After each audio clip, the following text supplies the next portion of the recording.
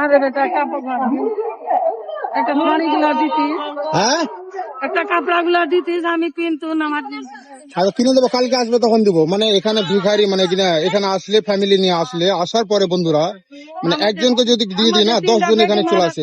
আমি জানি না এখানে কর্তৃপক্ষ দেখেন এই ছেলেগুলার বাবা মা নাই না এই ছেলেগুলাকে বিজনেস করার জন্য রেখেছে, আমি কিছু বুঝতে পারছি না। দেখেন এখনই কার জুস নিয়ে আসলো আবার খেলো, আবার দেখেন মুখ চোখের অবস্থা দেখেন এই ছেলেগুলো, আমি বুঝতে পারছি না এদের পরি। তোর বাড়ি কোথায় রে? কোথায়? কাঞ্চাপুর। তোর বাবা কি করে?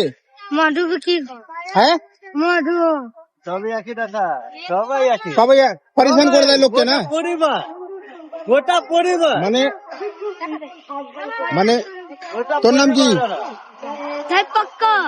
ভাই পাক্কা। কোথায় বাড়ি তো? হ্যাঁ তোর নাম পিঙ্কি? দেখো মানে এখানে যে 10 মিনিট থেকে যায় না বন্ধু। এই যে ছেলেটাকে আমি টি শার্ট দিলাম তো এ হয়তো বলে দিয়েছে চল এখন না কালকে আসবি, সবাই চলে যাও, নাহলে গাড়িতে ভরে সবাই যদি চলে যাবো।